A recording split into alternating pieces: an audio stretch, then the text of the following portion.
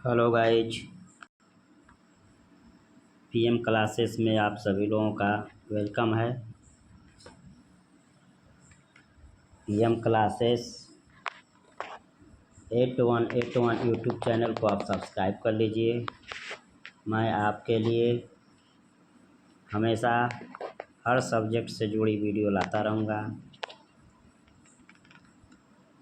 तो हम चलते हैं, आज पढ़ते हैं पर्यावरण के बारे में। पर्यावरण में चैप्टर है हमारी पृथ्वी के अंदर। आप देखेंगे कि हमारी पृथ्वी के अंदर चैप्टर में क्या है, उसके बारे में हम देखेंगे। तो हमारी पृथ्वी के अंदर क्या है, यह हमारा चैप्टर हो गया। हमारा प्रश्न हो गया कि निम्न प्रश्नों के उत्तर दीजिए। कह रहा है कि निम्न प्रश्नों के उत्तर दीजिए। तो पृथ्वी की परतें क्या हैं? कह रहा है कि पृथ्वी की परतें क्या है। तो उत्तर में आंसर में लिखा है कि पर्पटी, मेटल एवं क्रोड ये पृथ्वी की 3 परतें हैं। पर्पटी, मेटल एवं क्रोड ये पृथ्वी की 3 क्या हैं? परतें हैं। जैसे मान लीजिए तुम्हारी पृथ्वी है, तो एक देखिए ए वाला एरिया, ये आपकी पृथ्वी हो गई। ए वाला एरिया आपका पर्पटी हो गया। पर्पटी हो गया। पर्पटी हो गया। ए वाला एरिया आपका पृथ्वी का मेटल हो गया। मेटल, ठीक। और देखिए ए वाला एरिया आपका क्या हो गया? क्रोड हो गया। क्या हो गया? क्रोड हो गया, ठीक। ये 3 पृथ्वी की 3 परतें हैं। पहली परत, यह, दूसरी परत यह, और तीसरी परत यह। मतलब पहली परत पर्पटी, दूसरी परत मेटल और तीसरी परत क्रोड। ये पृथ्वी आपकी है, ठीक है। पृथ्वी का ऊपरा भाग है, पृथ्वी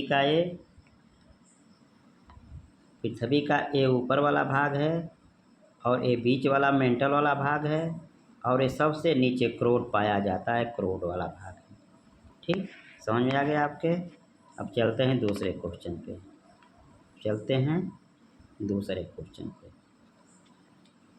दूसरा क्वेश्चन आपका क्या कह रहा है? दूसरा क्वेश्चन आपका कह रहा है कि सेल क्या है। कह रहा है कि सेल क्या है। तो देखिए सेल क्या है। सेल क्या है, देखिए। कह रहा है कि पृथ्वी की परपटी बनाने वाले खनिज पदार्थों के किसी भी प्राकृतिक पिंड को सेल कहते हैं। क्या कहते हैं? पृथ्वी की परपटी बनाने वाले खनिज पदार्थों के किसी भी प्राकृतिक पिंड को क्या कहते हैं? सेल कहते हैं। ये आपकी पृथ्वी बनाए हैं। ये ऊपरी परत बता रहे थे कि परपटी को, तो परपटी का मतलब कि जो ऊपर वाला एरिया होता है, मैंने आपको बताया था, ये जो ऊपर वाला एरिया होता है यही परपटी कहलाता है। तो इसमें जो परपटी खनिजों से मिलकर बनती है, जो खनिज पदार्थ से मिलकर बनी होती है, इसी को हम जो क्या कहते हैं? सेल कहते हैं। कह रहा है कि पृथ्वी की परपटी बनाने वाले खनिज पदार्थों के किसी भी प्राकृतिक पिंड को सेल कहते हैं। जो भी प्राकृतिक चीज़ है और जिससे मिलकर ये ऊपरी भाग हमारा बना हुआ है, परपटी, ये हमारा बना हुआ है परपटी, इसी को हम क्या कहते हैं? इसमें हमारा इस भाग में सेल पाए जाते हैं। जो ए एरिया है हमारी, ए वाली एरिया, इसमें हमारे सेल पाए जाते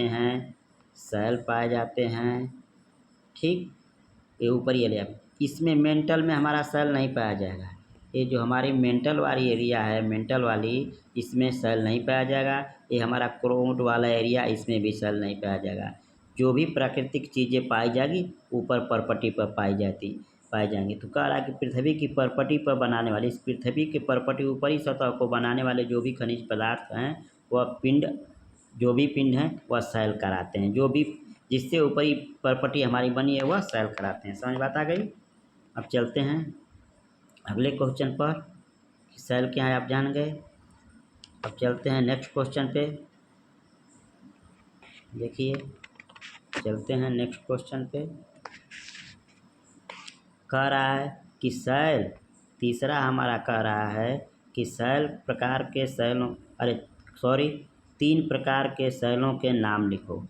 कह रहा है कि 3 प्रकार के शैलों के नाम लिखो। तो 3 प्रकार के शैल हमारे क्या क्या हैं? देखिए, जो बताएं ना कि शैल, देखिए आग्नेय शैल, आग्नेय शैल, ठीक, और क्या है?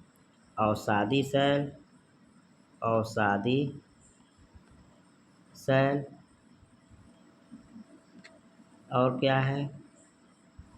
कायांतरित शैल, कायांतरित शैल, ठीक, कायांतरित शैल। ये शैल 3 प्रकार के हैं, ठीक, आग्नेय शैल, अवसादी शैल, कायांतरित शैल।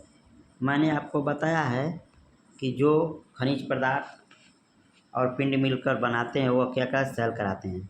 तो ये सभी जो हैं कि ऊपरी परपटी पर पाए जाते हैं। पृथ्वी की ऊपरी सतह जो ऊपर वाली होती है परपटी, बीच वाला मेंटल, तीसरा है जो नीचे सबसे होता है क्रोड। तो ये जो भी शैल पाए जाते हैं ये ऊपरी भाग पर पाए जाते हैं, ये ऊपरी भाग पर पाए जाते हैं, ठीक है। तो ये 3 प्रकार के शैल के नाम होंगे, आग्नेय शैल, अवसादी शैल और आग्नेय शैल, अवसादी शैल और कायांतरित शैल। ये 3 प्रकार के शैल हो गए।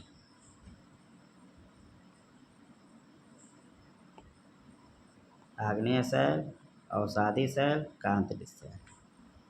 चलिए अगला क्वेश्चन देखते हैं। अगला क्वेश्चन देखते हैं। बहिर्भेदी एवं अंतर्भेदी शैलों का निर्माण किस प्रकार होता है? कह रहा है कि बहिर्भेदी एवं अंतर्भेदी शैलों का निर्माण किस प्रकार होता है, ठीक है। बहिर्भेदी एवं अंतर्भेदी शैलों का निर्माण किस प्रकार होता है? एक क्वेश्चन हमारा है कि बहिर्भेदी एवं अंतर्भेदी शैलों का निर्माण किस प्रकार होता है। चलिए देखते हैं किस प्रकार होता है। देखिए उत्तर में लिखा है कि बहिर्शैल का निर्माण द्रवित लावा के पृथ्वी की सतह पर आने तथा तेज़ी से ठंडी होकर ठोस बनने पर होती है। मतलब कि वही वेदी शैल जो हैं, शैल का निर्माण जो बता रहा हूँ आपको। देखिए वही वेदी, देखिए पृथ्वी हमारी है, ये क्या है?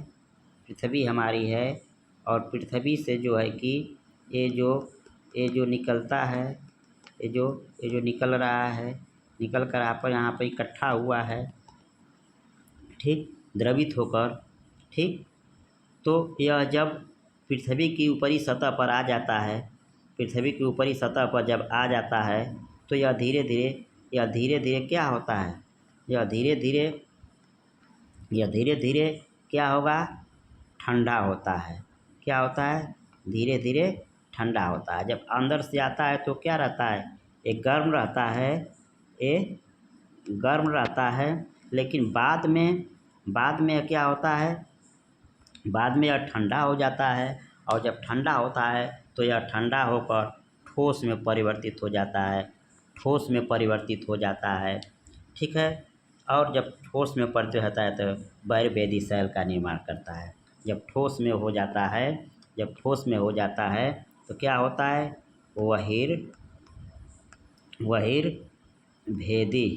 बहिर्भेदी शैल बन जाता है, बहिर्भेदी शैल बन जाता है, ठीक।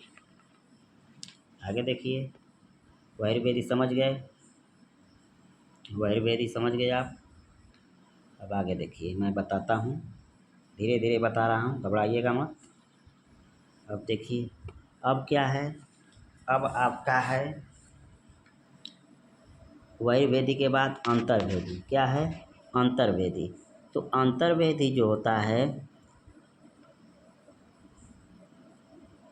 अंतर्भेदी शैल का निर्माण द्रवित मैग्मा के भूपर्वत के अंदर गहराई से ही ठंडा हो जाने के कारण होता है। जो अंतर्वेदी होता है, जो पृथ्वी है, पृथ्वी 3 भाग में है। ऊपर वाली बता दिए भूर प्रॉपर्टी, नीचे वाला दूसरा नंबर बता दिए हैं, ऊपर से दूसरा नंबर मेंटल और सबसे नीचे होता है क्रोट। तो देखिए अंतर्वेदी जो होता है, जो सेल का निर्माण द्रवित था, द्रवित लावा के पृथ्वी की सतह पर आने पर तेजी से ठंडा होकर, नहीं तो वही बेती है।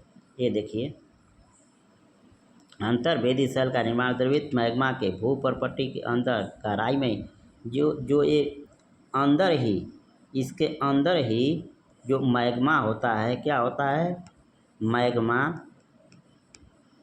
इसके अंदर ही मैग्मा जो होता है, जो क्या हो जाता है ठंडा हो जाता है।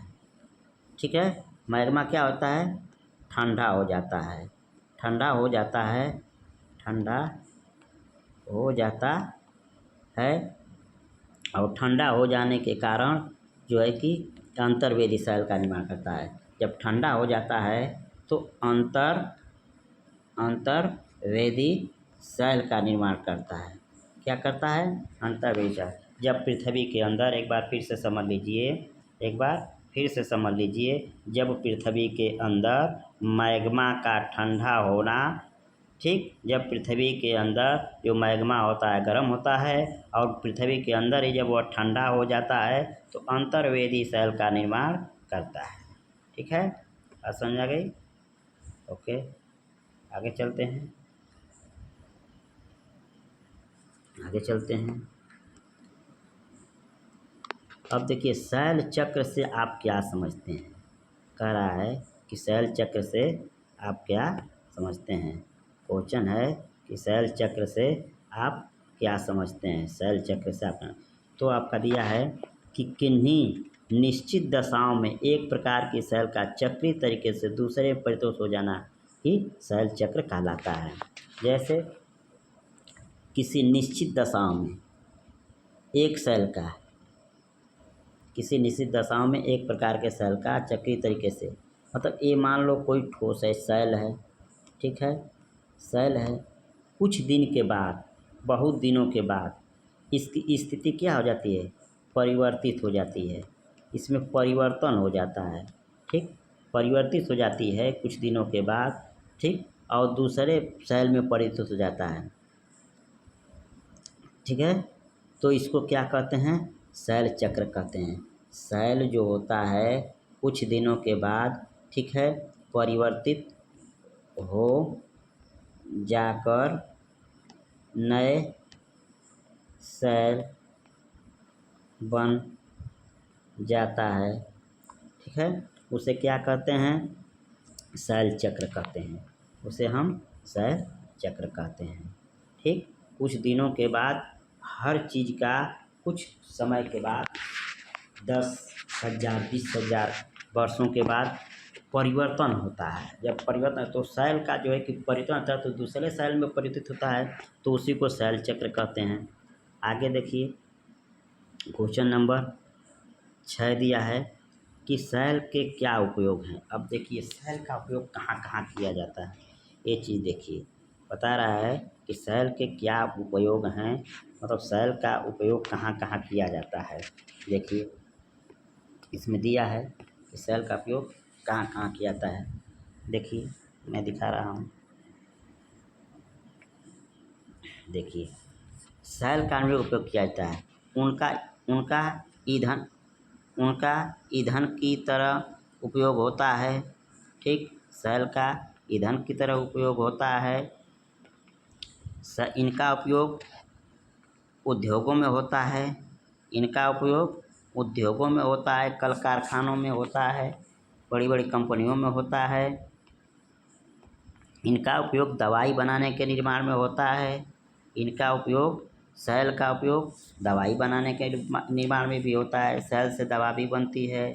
ठीक है, इनका उपयोग देखिए, इनका उपयोग उर्वरक बनाने में होता है, रासायनिक खाद बनाने में होता है।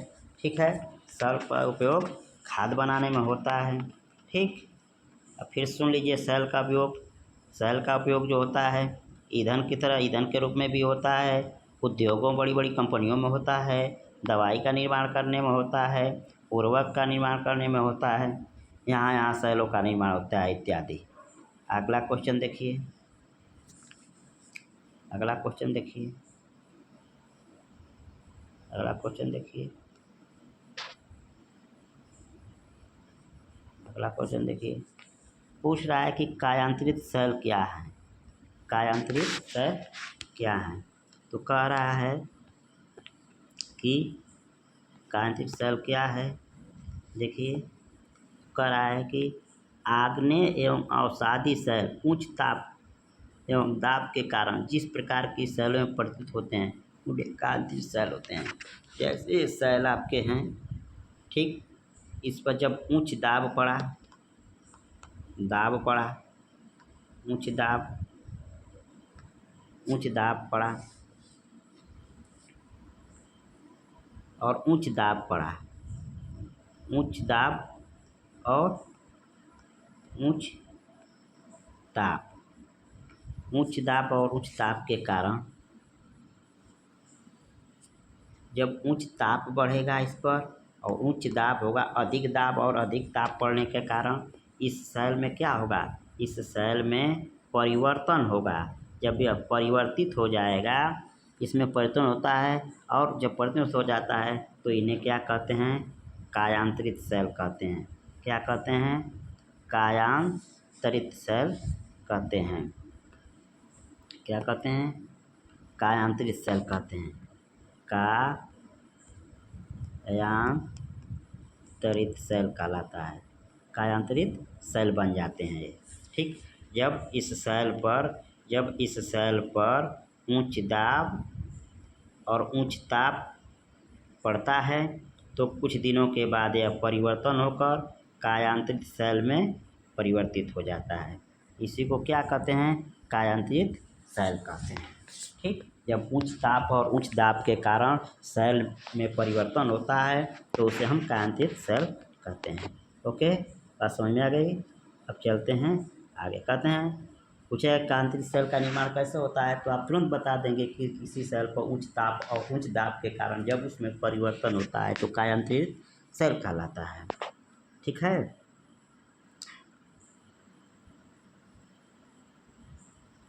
ठीक है, अब आपका एक हमारी पृथ्वी का यहीं तक, अब अगले दिन नेक्स्ट वीडियो में फिर हम पढ़ा देंगे, ठीक है।